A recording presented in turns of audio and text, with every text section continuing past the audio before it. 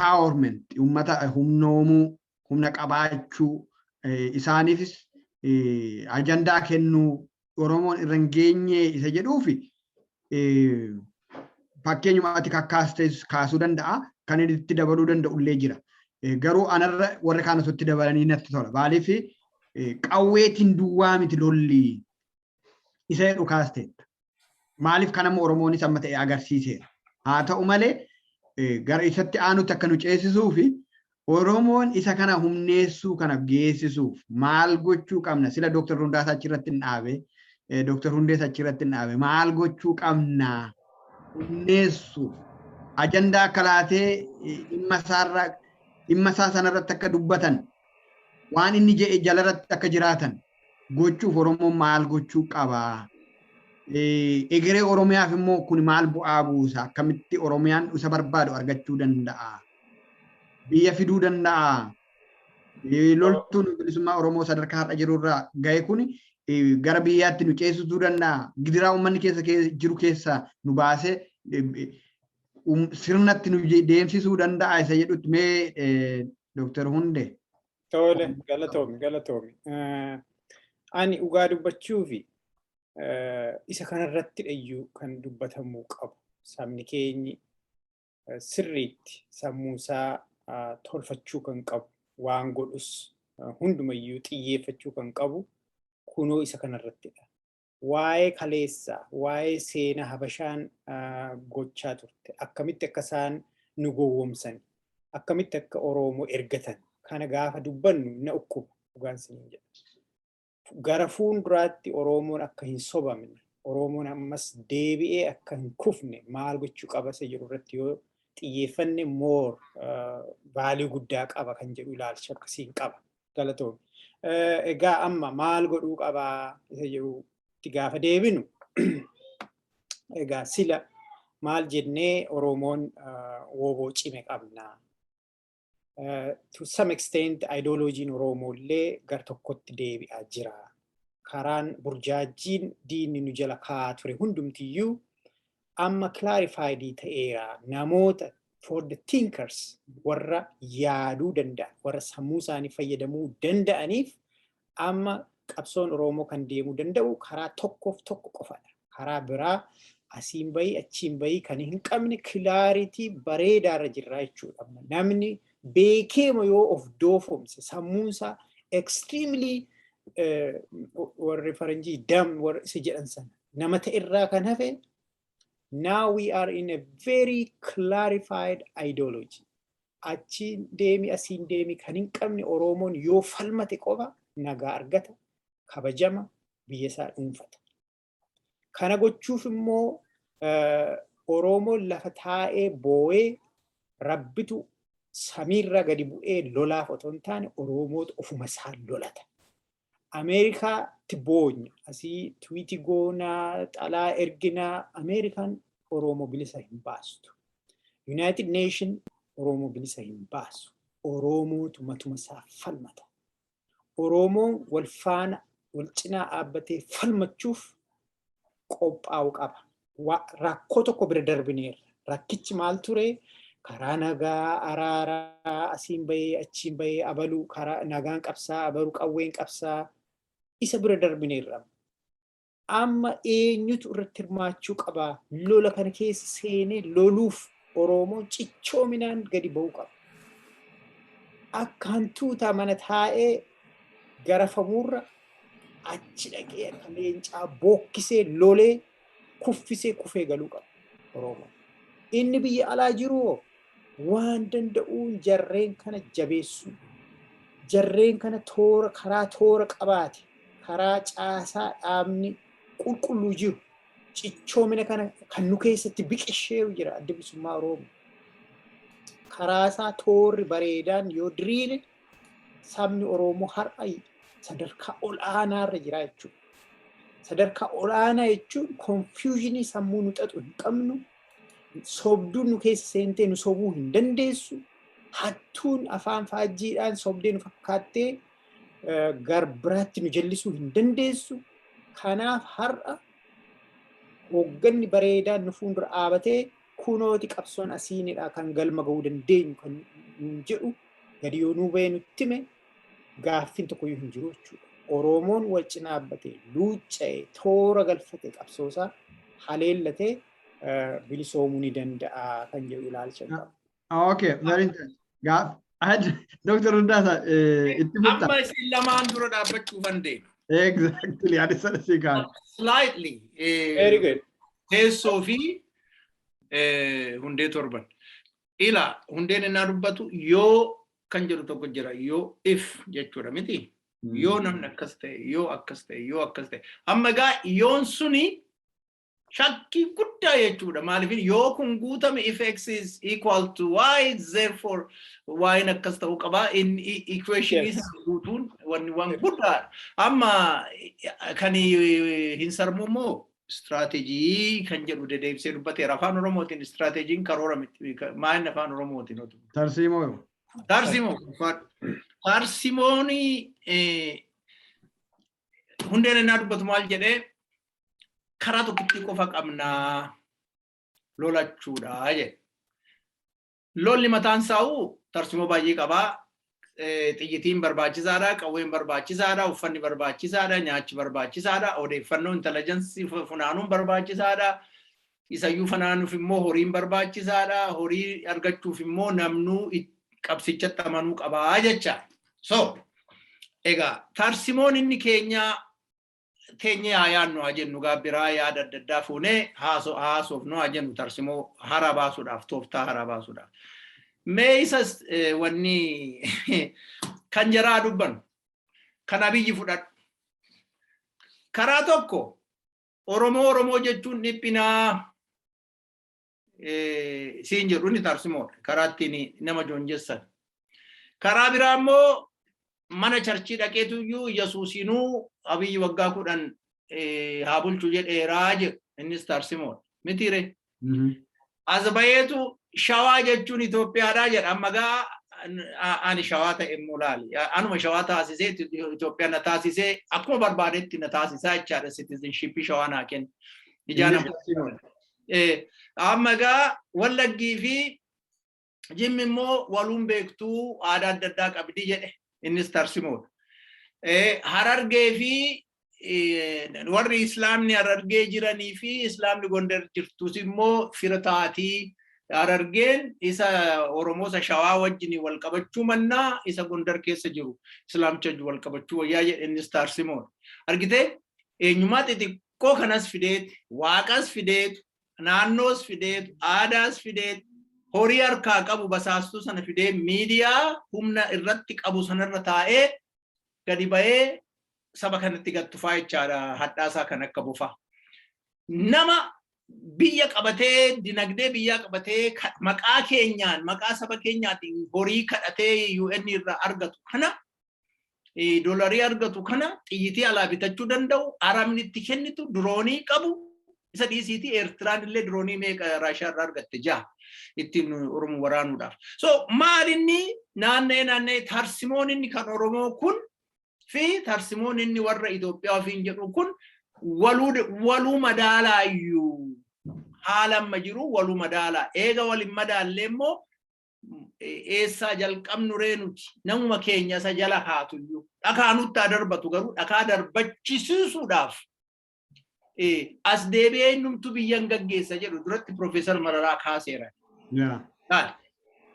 Jarri kun Profeesar Mararaan akka bakkee bu'aa Oromootti ilaalama jaalattus jibbitus paartii maqaa Oromootiin Federaal Oromoo Koongirees waan akkasii. Afaan Oromoon dubbatu beekumsa Oromoo sanatu of ibsuun danda'u jedheetu ta'uun beeku farda Oromoo yaabbata qe'ee Oromootti galaa qe'ee Oromootti dhalatee afaan Amaaraa dubbata. Kun Dr. Mararaa Baqqalaa Garbaa fudhadhu lafatti dhalateetti dhaqee kottaa harka kennadhaa nagaan galaa jedhe lixa Oromiyaatti. Jawaar fudhadhu har'a jalqabee waboon barbaachisu biyyi bilisoomeera Oromoon bilisoomeera jedhe.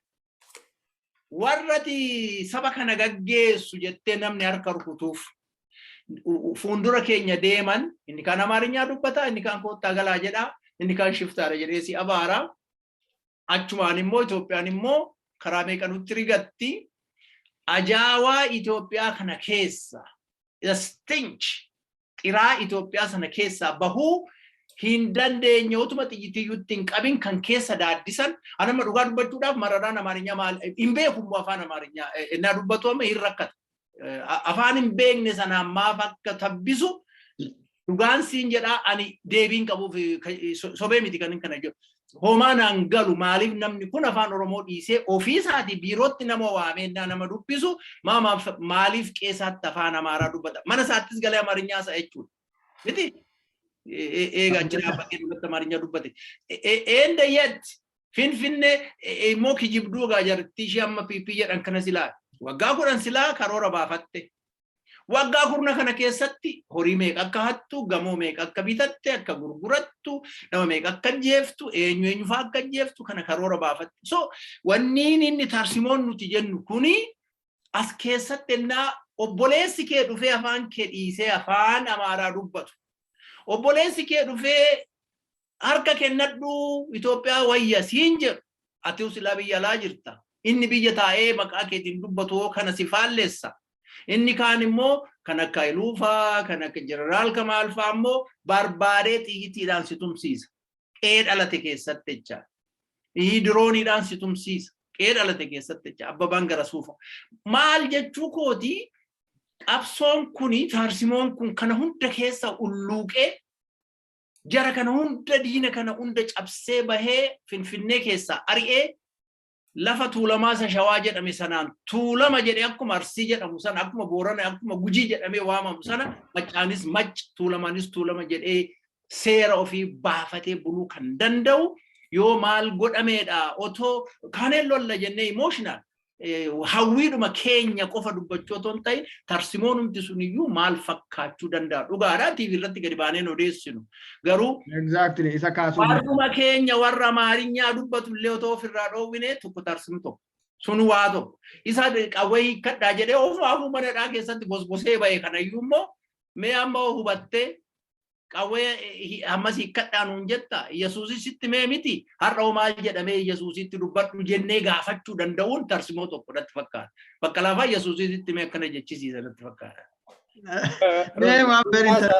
Ani amma Rundaasaaf gaaffiin qaba maalaa goona amma jara kana warra akkas Oromoo ta'anii itoo jiranii Oromoo dubbachuu insarmuun na gargaara ani kan hin jedhu wanta niifati gabaabduun akka laayyootti manuma keenya kun TV fuuldura teenyee gochuu dandeenyu otoo horiitti hin baasin gochuu dandeenyu gadi baanee dubbachuu arrabsoo tifoozoo isaanii otoo hin sodaatin arrabsoo saroota isaanii otoo hin sodaatin siigalee wanti hunduu tifoozoo qaba kabiraa itti muudha Profeesar Marara afaan Oromoo beekta Amaariyaa hin beektu hin cabaqin afaan namaatiin biyya abbaa kee keessa teessee afaan Oromaatiin nutti hin dubbatini afaan Oromaa barbaachisaa ta'e Ingilizii fidiisumaan leekcharii nu godhi jennee itti tokko jedhe Jawaarisa Oromiyaan bilisoomti jenne sana jedheera jedhe sanas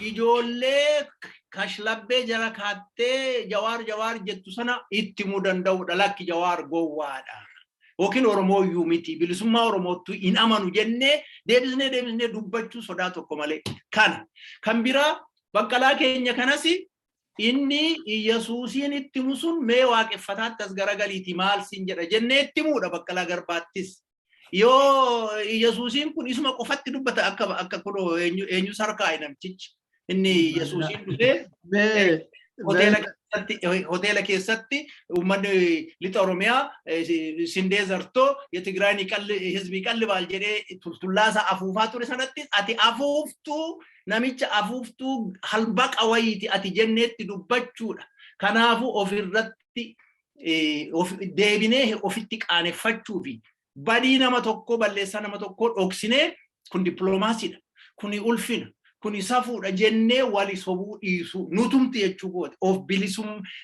bilisoomsinaan bilisummaa the first step ofirraa jalqabu. Baay'ee ilaa gaariidha. Mee wantichi akka namni dhaggeeffatu hundumtuu hubatutti ta'uunsaa gaariidha. Maaliif Amma qabsoon kun sadarkaa amma gahu gahee deemee hundi lolu akka itti lolu immoo qabaachuu wanta tarsiimoo amma asirra taa'amee kana godhi kana dhiisi maali jechuun aktiivistiin jedhamee yeroo tokko tarsiimoo qeerroo bilisummaa Oromoo ittiin hojjetu miidiyaatti nu dabarsi dhimmi kun uummanni dhaga'uu qaba gaafa akkasii akkas gochuu qabna jedhanii isaan himatan fuudhee post isa ijoolleen erganii post gochuutiin beekamtii argachuutiin umarratti hunda'u political scientist of moggaasu deemuutti gahee kun nam tokkee ol baasuu of baasuu humna miidiyaatti fayyadamee ol bahee uummata goomsuu har'a immoo bahee wantichi inni itti akka kanaati jechaa ture booda isumayyuu takaalee laadhaati Oromoodha dheeyyu ati diina biyya kanaa fi biyya kana balleessita shoror keessaadhani ammatti duulanitti deemee hidhamee namni kun achii bahee hin dubbanne garuu warri deeggartoonni tifoozoo jedhe Dr. Rundaasaan illee warri deeggartoonni isaa ammayyuu namicha kana hin leellisu namichi kun achii bahee mootummaa kun namiidheera nammiine walii galeen bahe kana waliin galle dhimma Oromoo gara fuulduraatti deemsisa hin jenne garuu waan tokko godheera. KFO keessatti aangoo argatee KFO'n amma Dr. Rundaasan Mararaatiin kan kaasu Profeesar Mararaatiin kan kaasu ture deddeebite filosoofiin isaa filosoofii Oromoo miti. Itoophiyaa keessatti Oromoon Itoophiyaa dimokiraatessinee ijaarree keessatti jiraachuu dandeenya jedhee nama dubbatudha. Kanaaf Amaarinyaa yoo inni dubbatu warri kaanis inni one man one vote isa jedhu qaba filosoofii ideology isaayyuu. Galma adda bilisummaa Oromoo qabatee miseensonni KFO baay'een isaanii ABO keessa akka ABOtti biyya keessa ta'anii hojjechuu waan dandeenyeef KFO keessa camouflage godhanii namoonni hedduun turanii. Kana dhugaan lafa keenyu qabna. Therefore, yoo ABOtti maxxanuu baate KFO'n hin bada. Clearly KFO baduu danda'a ABOtti yoo maxxanuu baate. Maaliif yookiin akka warra PP'tti maxxananii eenyu maqaan ishee OBKO kan jedhu gurbaan Tolasaan jedhamu tokko faarraa fotee paartii adda addaa tokko jirti. Gara 5-6 ta'an jiru. Mootummaatti maxxananii kan jiraatan. Akka sanaatti ta'a ture. Garuu miseensonni ABO baay'een isaanii KFO keessatti camouflage ta'anii jala dhokatanii qabsoo sana biyya keessaa qeerroo utubaa waan turaniif sana balleessuu waan hin dandeenyeef miseensonni jalaa yaa'anii ABOtti waan makamaniif KFO'n qullaadha. The only option alignment yookiin partnership ABO faana uumuu qaba. Isa kana uumeeti uummata Oromoo biratti politically jiraachuu isaa mul'isuu barbaade. ABO faana hojjechuuf waliigalleerra dafee jalqaba dubbate. Waliigaltees godhaniiru jedhanii immoo hayya dureen ABOs dubbatanii. Haa ta'u malee Mararaan ammayyuu nama tokkotu gaaffii tokko gaafate argitanitti yoo ta'e. Profeesar Mararaa fi Lidatu Ayyaalew maaltu gargar godhaa jedhee gaafate nam tokko. Lamaanuu Itoophiyaan jirre kana ijaaruu barbaadu. Itoophiyaan amma naannote waan haasaan Itoophiyaa eessatti galeeranii magaalaa Finfinnee keessa qofaa jiraadha. Faannoo Amaara itti yaageessanitti yoo ta'e dhaadannoo ishee. Faannoo Amaara dur Itoophiyaa yoo turan. Faannoo Amaara yeroo 5-6-7 Amaara yoo. Amma hin jiru jecha waa'een Itoophiyaa. Oromiyaa bira Oromootti yoo dhaqxe qabsoon bilisummaa Oromoo naannessee utubee hudhee hanni qabeeru Oromiyaa malee waa Itoophiyaa haasa'an jiru. Walaayittaa waa'ee Walaayittaa malee haasa'an jiru. Finfinnee keessa duwwaa waa'een Itoophiyaa miidiyaarraaf namichi Abiy jedhamu inni iyyuu sharamuu qabeeraan Guraageen hedduu kana bashitanyaa jetti jedhanii Guraageen hedduu kana kana odeeffannoo sini kennu. Namicha bashitanyaa kana durallee Abiyyitti nama bu'ee nama lolaa turanii jedhanii Guraageen. Amma garuu namicha dhukkubsataa kana. So asirratti gaa qabsoo Oromoo sinii kaasa barbaade. Information isinii kenne. Guyyoo mee kana dabalu. Qabsoo Profeesar Mararaa fa'aa akkamittiin ilaala isinitti fakkaate? Muka tokko firee akkasii kennuuf, let's say burtukaana akkasii kennuuf dhaabbatta miti. Hin guddataa garuu burtukaan hin argattu. It's exactly like that. Maseena jechaadha. Waan irraati argattu waa tokko hin jiru qabsoo Profeesar Mararaa fa'aarraa. Because their fundamental ideology is in the first place wrong. Completely kan hin hojjenne.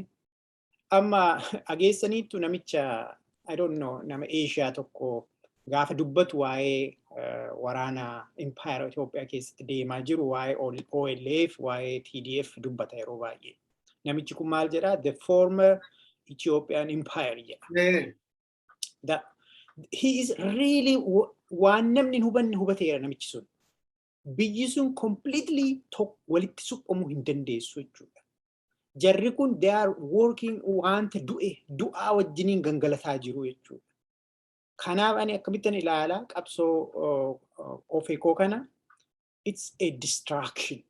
Qabsoo Oromoo distract godha uummata Oromoo waa mukicha isa maseeni sana abdachiisa jechuudha. Akkuma ati jette Dr. Hunde sinin dhaaba. Guyyoon akkuma jette namoonni adda bilisummaa Oromoo jalatti waan barbaadan dalaguu dadhaban achi keessa ni seenu ni beekna. But namoonni warri kaan immoo warri hubannaa gadi fageenyaan hin qabne immoo uguma qabsaadha jedhanii wajjiniin warri yeroo isaanii fixan, maallaqa isaanii fixan, lubbuu isaanii dhaban hedduu jira. At the same time, sobdoonni akkuma warra bilisoomneerra jedhanii aqanii keessa galan kanaa immoo kan keessa dhokatanii uummata Oromoo joonjessanis ni jiru. Kanaaf ani waa tokko irraati waan argan jira jedhee amantaa hin qabu.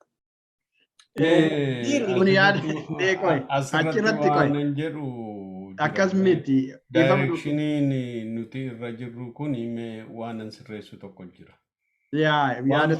Waan feete jedhu okkoo jedhi waan feete jedhu Oromoodhuma ta'e ati ajjeefamuudhaaf.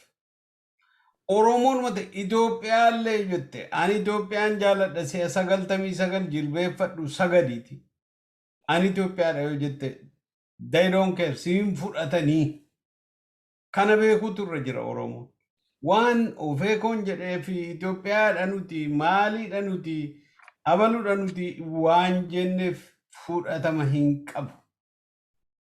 Ila kana hubachuutu nurra jira. Waan nuti hubachuu nurra jiru amma isaan maqaa isaan godhatanii lamatu jira. Tokko shanee jedhaniidhuma abbaa fe'ee ajjeesu. License to kill. Abbaa fe'ee ajjeesi tokkummaa Itoophiyaa jedhi abbaa fe'ee ajjeesi Oromoodhuma ajjeesuu irratti taa'aniiru isa. Feetu abbaa feete ufiin jedhii waami Oromoodhuma ajjeesuudha isaan. Dubbiin Oromoon kana beekuutu irra jira jechuudha. Dooktarin Sarmuu wayiinsi gaafadha gaafii. Laali atammatoo saree qabaatte. Saree akkuma ijoollee kee jaalattutti jaalatta miti. Farda keessa. Warri gooftaanis garba fi ima jaalatu garuu qixxeedha jedhaniin fudhatan malee ima jaalatu. So kanaan dura jaagama yoo majjeessan muudanii tuyyuu xuru Itoophiyaawwiin jedhanii alaabaa isaaniitti maranii wanni jedhan. So maaliif isaanis akkasumatti du'e maarree? Tole eega akkas ta'e maaliif? Jarri kun wal waraanaa turanii lachuun isaanii alaabaadhuma sanaan maramanii du'anii.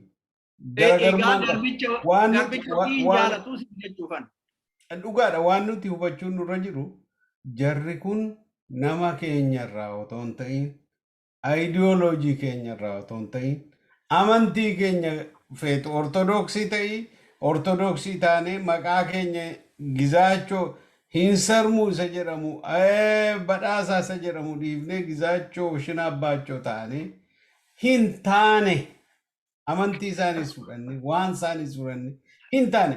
Barumsa dhayennaan barumsa samma feene fudhanne barumsi keenyas gatiin qabu isaan biratti jechuudha. Kana waan Oromoon har'a beekuun irra jiru garagarummaa nuti qabnu kun unuuf garagarummaan sun nutti mul'ata malee isaaniif milleeyyoo bala'uma. Isaan waan isaan very interesting waan guddaadha. Meeqaa gara goolabaatti deemna. Waan hin jedhu nuti har'a ilmaan Oromoo har'a garagarummaa aayidiyooloojii nu keessa jiru we understand garagarummaan hin jira. Kunis kanaan na baasa jedhee yaale kunis kanaan nu baasa jedhee yaale deebi'ee dhumarratti qabsoo sana waraana sana waan si hafu hin jiru jechuudha. Waan si hafu hin jiru jechuudha. hidhannoo sana hiikkattee I don't know akkattan jedhee ibsuun qabuun naqaanessa waanuma fe'e yoo taatellee jarri kun homaa sirraan dhiisanii si ajjeesu Oromoo ajjeesu Oromoo saamurraan dhaaban jechuudha. Ammati Gaafni jiru suni ila duratti waa'ee tarsiimoonnaa dubbannu tokkoffaa Itoophiyaa ijaarrannaa jedhan namoonni ilmoo namaa wal qixxeessina akkuma mangistuu wal qixxeessinaa jiru.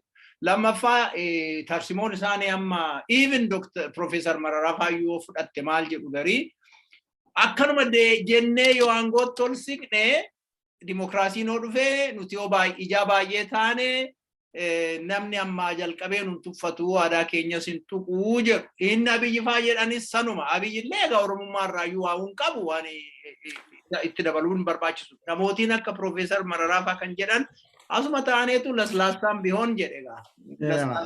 Laslaasaan bihoon. Ta'ii gaalan tinnish. Inni isaan tinnish gaafatan suni laslaasaa gaafatanii tokko akka hin duuneefi akka xiyyitiin sinaayipariin nu rukunneefi jedhan. Tole. Sarratti walii galla. Afaanittiidhuma sana iyyuu kan dubbatan isaan maa inni dimokiraasiitti dhufneetu aangootti dhufnee booda ijaa baay'ee taaneef waan barbaanne murteeffannaa. Istiraatiijii sanatti akkamitti amanuu dadhabna? Mee ani waa tokko sin gaafadha. Amma isin na aarsuuf jettu fakkaata. Itoophiyaadhuma kana Itoophiyaa warri jedhu Oromoodha malee isaan jedhaniin beekan. Amaaraa መግዛት አለበት አማራ እንደዚህ አድርጎ አማራ መታጠቅ አለበት ሂዳችሁ ቀባ ከነጎቹ ቀባ ጀጠኒቱ ዱበቱሳት ቦልድሊ ዱሩመቱ ጀቻል ኢትዮጵያ ሱስናት ወር ጀጠኒ አማራዳ ላክ ሜላ ጋሪዳ ዶክተር ቴሶ ጋፊ በሬዳ ካስቱ ወሪ ኦሮ አማራ ጀጠኒ waan injirre uuman gaaffii injirre uuman Oromoodha moo isaanidha Oromoodhumadha argite warra Oromoo fakkaatanii unu keessaa ka'anii achi keessatti galanii jechuudha warri isaan Amaara caalaa Amaara ta'uu barbaadan Itoophiyaa caalaa Itoophiyaa ta'uu warri barbaadan warra nuti wanni jennudha madaqoon kee maal gootaree kana jechuun koo maaliifidha sitti fakkaate yoo humnan qabaanne Itoophiyaa illee ta'uu hin dandeessu Itoophiyaa ta'uyyuu sana namni sitti kennu hin jiru Itoophiyaa salgaffaayyuu ta'uu hin dandeessu akka ammatti deemtu kanatti jechuudha kuni qaaniidha jabaattee humna ijaartee Itoophiyaan ta'a yoo jettee namni akkasan ta'a yoo jettee ta'uu hin dandeessu Itoophiyaa ta'uufuu humna ijaarrachuu sirra jira Itoophiyaa ta'uufu ani asangaa jettee of agarsiisu sirra jira. Gaafa namichi dhufee mana keessa irratti gubuu maal abbaa keettee ganda isaanii 99 gubuu danda'u sirra jira. Argite? Gaafa isaan lafa kee dhufanii Hagere Hiyoo sirratti jedhan, Debre Zayit sirratti jedhan, Naaziree sirratti jedhan, atis wajjiniin dhaqxee dibbee reebdu sana gaafa sana ati deemtee isa maccaa liiban jedhu maqaanii Baadar liban ture. Mecha awraajjaa ture wanni isaanii. Ammuma Baadar Sillaasee waan nuti baranne kutaa arfaffaa shanaffaa irratti nuti baranne bara Haile Sillaasee liban awraajjaa waan jedhu ture. Mecha awraajjaa waan jedhu ture.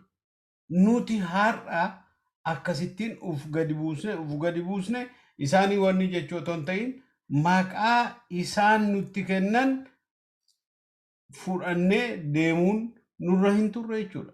Maal feetayyuu jedhisiin hayyamanii jabaa.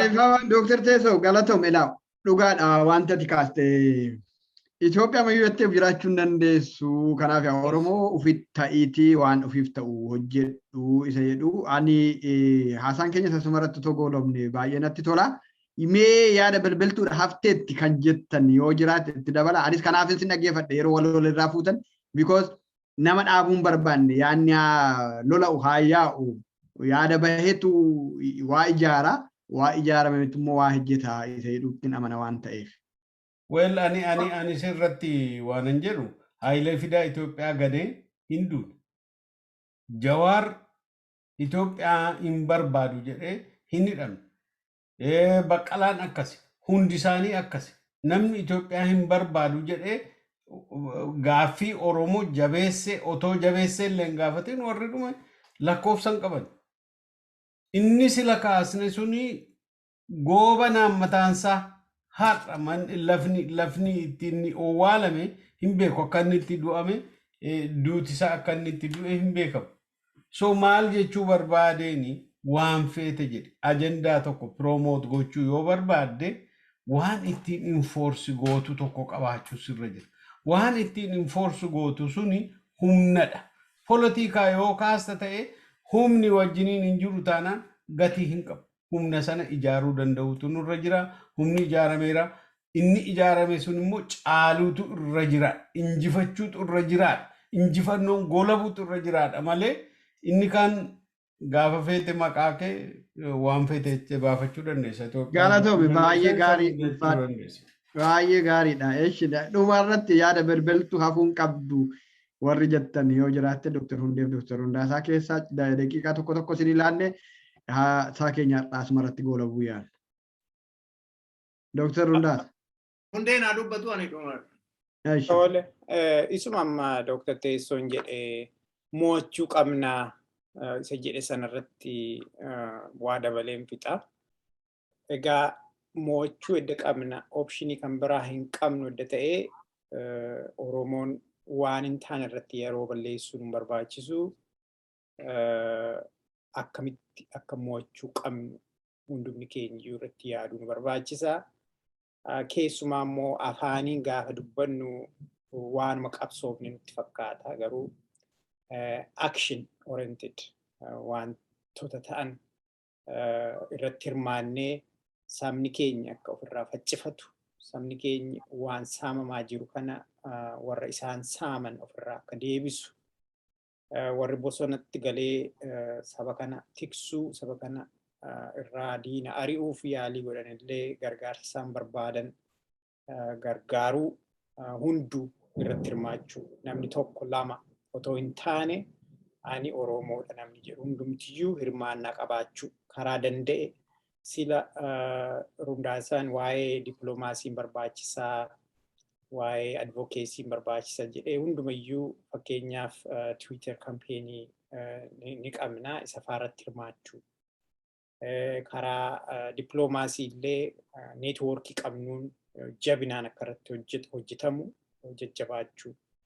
Warri waraana gargaaran maallaqa gaafatan akkuma dandeettii keenya gargaaru wal kakaasuu hirmaannaa saba bal'aa kanaa hundumaa iddoo tokkotti fidu wantoota distraaktii godhan wantoota bu'aa hin qabne irraa sabni keenya galagalee wantoota bu'aa qaban irratti xiyyeeffannaa akka godhu jajjabeessu kana ergaanii qabu. Ulfaadhu baay'ee galatoomi Hundaasa. Daqiiqaa tokkoof kan hin jedhu akkuma beekamu seenaan kan nutti himu impaayirri baay'een aadaa baay'een amanteen baay'een ol bahees kufeeras. Amanteen tokko badee amanteen haaraan bakkeessaa bu'ee ivaanjelikaan naashiin populaarii turte naa kaatolikiin populaarii turte amma badee protestaantiin faa bornageen maaloon morman faa ol bahaa jiru. Wanti hundaa uumaan immoo fa'asii naaromasii. Kabiraa dhugaan jiru maa inni biyyi baay'een ilmoon namaa biyya baay'ee keessatti waggaa 60,000 cunqursaa baay'ee keessa darbaniiru. Qunxuranii yaada keessa mana dubbatta malee hin dubbattu akkanatti uffattaa dubartiin akkasitti uffattii jedhanii ameerukum kanattuu waggaa 60-70 dura itti qunxuranii ture. Ilmoon namaa bilisummaa barbaannaan wanti bilisummaa ilmoo namaa dhaabu hin jiru. Kun impaayeroonni meeqatu ka'ee kufee Raashaa nuti keessatti baranneeyyuu argineerra. Har'a Raashaan deebistee wixirfachaa jirti iddoo ishiittan deeba jettee garuu salphattee Yukireen xinnoon Raashaa sana gobdee ofirraa ariiteetti. Tireeni har'a mo'anne jedhanii Abiyyi faa kijiban hammam tumtee nama 60,000 meeqa boojitee isa boojite immoo akka zamana ishii durii sanaatti bara 80-90 keessa gosa gosaan filtee isa Oromoo ta'e wabootti isa maaloo ta'e akkanatti hiraa jirti amma. Humni isaallee injifatan Afrikaa keessatti isa guddaadha jedhama. isaanis deebi'anii lolatti dhufuu Eertiraanis deebi'ee loluuf dhufaa Keeniyaanis akkuma argitan Oromoon kun yoo jajjabaate Marsabeetii fi Sololoon nurraa fudhachuun isaan oolu jedhanii kirkiraa jiru. Kanaafuu sakattaana jedhu. Naannee wanti kun turuu danda'a. Bara dheeraa turuu danda'a. Bilisummaan amma kana dhufuu turre jiraata jedhee warri mana isaa taa'ee akkasumaan meerra waboreessa geesse jedhus kana fa'aa xiinxalee arguu turre jiran jedha. Garuu naanna'ee ilmoon namaa bilisummaa barbaannaan akka argattu har'allee yoo ta'uu baate waggaa 10 irraa 30 50 60 70 irraa ima argatti. Kosovoon waggaa 600 lolaniitu amma Yugoslaaviyaa keessaa bilisa ta'an. Kanaafuu inni nuti gochuun nurra jiru keessaa'uu hayyuuwwan Oromoo gochuun kan irra jiraatu akkatti heerrii fi seerrii fi wanniin ilaalchi Oromoo ijaaramuu danda'u. Ilaalcha Oromoo sana jajjabeessu. Maalifin warri amma Mahammad ilaalcha lafa kaa'eeraa iddanni du'e waggaa 100 garuu ilaalchichi hojjeta namatti amanuuf. Yesuusinis yaada isaa lafa kaa'eeraa imagine goonee footoo isaa iyyuu diimaadha faranjiidha jenneetu namni manattuu fannifata namni sarge hin jiru. Maaramiifaa seenaa odeessa. Kaayyoon saba tokkoo sirriitti ifee saba sanatti himamu barachuu fi dhalootatti darbuu qaba. Yoo sabni keenya akka bilisoomuu fi beekumsa Oromoo sun akka hin banne yoo barbaanne ilaalcha Oromoo akka hin banne yoo barbaanne ilaalcha sana jajjabeessuu fi barumsa kennuun nurra jiraata. Instituushinii adda addaa uumuun nurra jiraatan jedha. Galatooma ulfaadhaa baay'ee marii bareedaa goone isatti aanurratti inni amma dhumarratti kaasitan kun marii bal'aa barbaada. Amma nu kakkaasne kun waan salphaa miti. Fakkeenya yoo fudhannee waa'ee Oromoo Itoophiyaaf jedhanii dubbatanii irratti dubbachuu yeroo dheeraa fudhata. Waa'ee qabsoo waraana qofaan yeroo dheeraa fudhata. Egaa sagantaalee dhaggeeffattootaaf daawwattoota keenya sagantaalee itti aanan keessatti yaadolee kanarratti mari'annee akkasinitti deemnu waadha isinii galaa. Sagantaa keenya irraa dhaggeeffachuuf daawwachuu keessaniif ulfaadhaa. Keessummoonni keenyas ulfaadhaa galatoomaa. Sagantaa keenya asumarratti goolabneerraa nagaan oolaa nagaan bulaa. Galatoomaa nagaatti. Nagaatti.